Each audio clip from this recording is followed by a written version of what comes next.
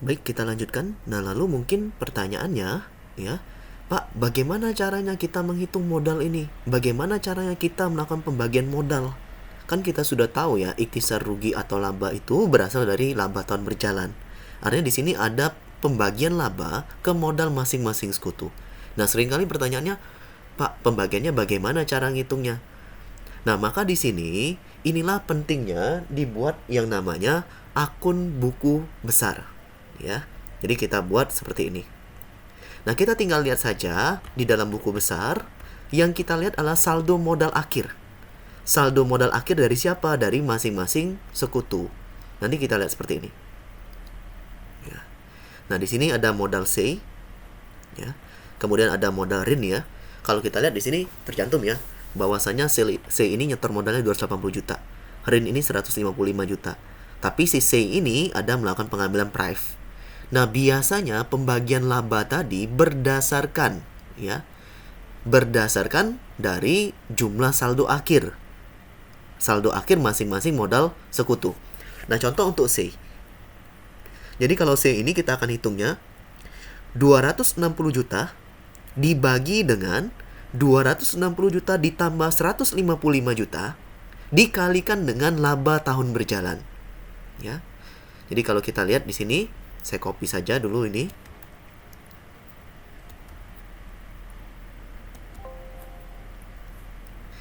Kita copy saja dulu biar nggak bingung. Ya. 260 juta sama 155 juta ya. Saya akan taruh di sini. Ini punyanya si C. Sorry. Kemudian punya si RIN tadi ada 155 juta ya. Oke. Kurang lebih seperti ini. Nah, cara mencarinya, Pak, bagaimana sih modal si C bisa bertambah 15 juta dari laba ini? Ya, dari laba yang sudah ada ini. Kemudian modal si RIN bagaimana dapatnya 9.486.747. Ya. Nah, caranya sangat gampang. Pertama totalkan dulu. Ya. Kita tahu jumlah modal di store-nya per akhir bulan ini sebesar 415 juta. Maka cara mencarinya sangat gampang. Untuk si C ini dulu yang kita cari, ya, modal C yang ini, ya. Kita tahu modal C-nya 260 juta, maka seperti ini saja. Sama dengan 260 juta dibagi buka kurung, ya. 260 juta ditambah dengan 155 juta, atau kita langsung pakai totalnya saja yang ini, ya. Ini tutup kurung saja. Jadi modal C per total modalnya dikalikan dengan laba tahun berjalannya, ya. Maka kita dapat angkanya 15.913.000. Hal yang sama juga lakukan untuk modal RIN. Kita sudah tahu saldo akhir modal RIN tadi 155 juta. Ya udah, kita bagi aja kayak gini. Sama dengan 155 juta atau modal si RIN tadi dibagi dengan total modalnya, total modal persekutuan, tutup kurung saja, dikalikan dengan laba tahun berjalannya yang ini. Nah, maka kita dapat angkanya 9.486.747. Artinya kamu sudah tahu ya, ketika memang perusahaan mengalami laba tahun berjalan, sebenarnya nanti ada 3 asumsi ya. Pertama, dibagikan untuk menambahkan modal masing-masing sekutu. Itu kalau laba. Kalau rugi maka dibagikan untuk mengurangi modal masing-masing sekutu. Jadi ingat ya, perbedaan perlakuannya. Asumsi yang kedua, dijadikan sebagai laba yang ditahan. Jadi tidak dibagikan sebagai modal, tidak menambah modal, ya, tidak mengurangi modal, tapi dimasukkan ke dalam akun laba ditahan. Yang ketiga, dibagikan sebagai dividen. Nah, jadi tinggal perlakuannya nanti ketika memang perusahaan sudah laba, itu tergantung pada manajemen perusahaan. Apakah laba ini mau dijadikan laba ditahan, dibagikan seluruhnya ke modal, dibagikan sebagai dividen, sebagian ke dividen, atau sebagian yang lain. Banyak sekali asumsi-asumsinya yang bisa kamu pelajari nanti. Nah, intinya kamu sudah tahu ya cara mencarinya bagaimana. Nah, kemudian ya, yang berikutnya itu ya, kita akan mencari yang namanya pajak. Jadi kita akan mencari yang namanya pajak. Nah, caranya bagaimana untuk mencari pajak ini? Ya kita lihat dulu omsetnya berapa perusahaan ini. Apakah omsetnya 4,8 miliar atau tidak. Nah dalam bulan ini ternyata nggak sampai 4,8 miliar. Maka kalau nggak sampai, rumusnya itu 50% dikalikan dengan 25% dikalikan dengan penghasilan kena pajak PKP. Ya, jadi ada penghasilan kena pajak. Nah artinya kita 12,5% karena 50% dikalikan dengan 25% ini. Nah, cara mencarinya, Pak, apakah harus buat laporan laba rugi dulu? Sebenarnya kalau kita nggak buat laporan laba rugi pun kita sudah tahu laba kita berapa. Dari mana? Dari jurnal penutup ini yang sudah saya jelaskan sebelumnya. Nah, maka tinggal langsung aja, ya. Jadi kita buatnya seperti ini. Sama dengan misalkan 12,5 per 100 tutup kurung.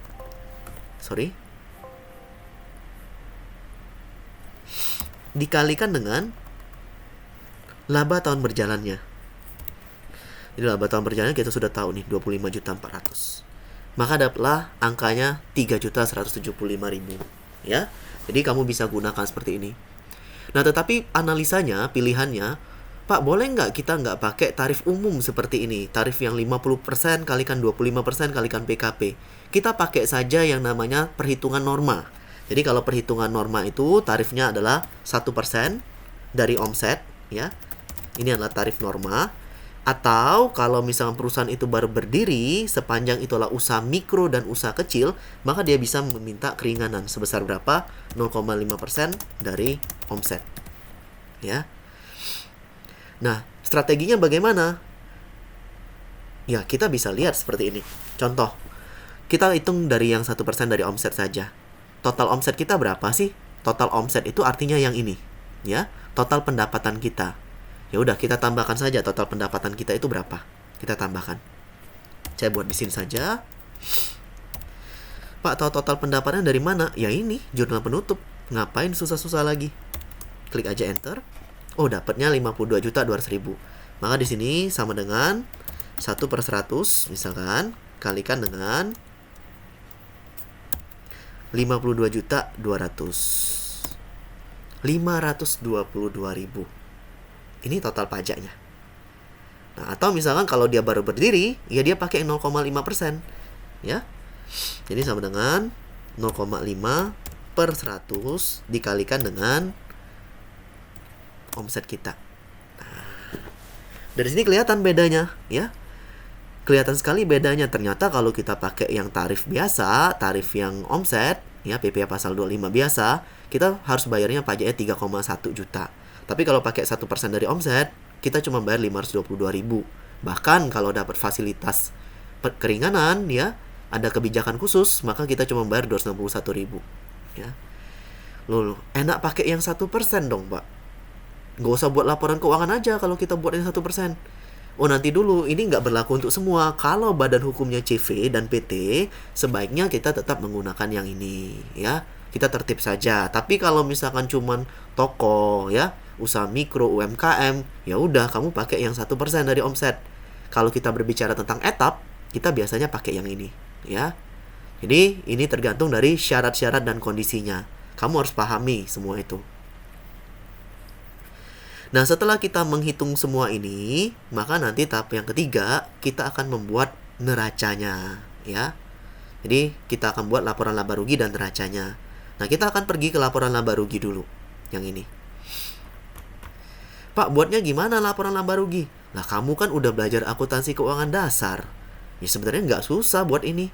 Kenapa saya bilang nggak susah? Ya udah, tinggal lihat aja jurnal penutupnya. Ini aja. Ya, kurang lebih dia akan sama dengan ini. Tidak ada perbedaan yang signifikan. Pajaknya berapa? Pajaknya sama seperti perhitungan tadi. Tapi di sini ada laba bersih setelah pajak, ya. Artinya apa, Dek? Artinya memang kita nggak bisa cuma menghitung sampai dengan laba bersih sebelum pajak. Ini memang laba bersih sebelum pajak kita. Dan setelah kita bayar pajak, maka ini laba bersih setelah pajak, ya. Jadi bisa dipahamin ya hal-hal ini ya. Cara perhitungannya bagaimana ya. Nah, sampai di sini kalau kita lihat apakah laporan laba rugi ini bisa dianalisa? Ya, tentunya sangat bisa. Sangat bisa untuk dianalisa, ya. Cara menganalisanya bagaimana? Ya, gampang aja. Kita lihat nih, penjualan kita 50 juta, ya. Penjualan kita 50 juta. Kemudian di sini totalnya lah semuanya, ya. Totalnya 52.200.000. HPP kita, harga pokok penjualan kita atau modal kita lah, itu cuma 20 juta. Sehingga kita masih mendapatkan keuntungan 32.200.000. Artinya apa? Margin laba kita sudah di atas 30%. Margin laba kita sudah di atas 30%, bahkan nilainya 58%. Karena apa? Total penjualan 52 juta, ya, pendapatan kita 32 juta. Artinya memang sudah efektif dan efisien. Nah, ini cara paling gampang ketika kita melakukan analisa, ya. Kurang lebih ini yang kita lakukan. Nah, di sini kamu juga bisa lihat keterangan-keterangan yang ada, ya.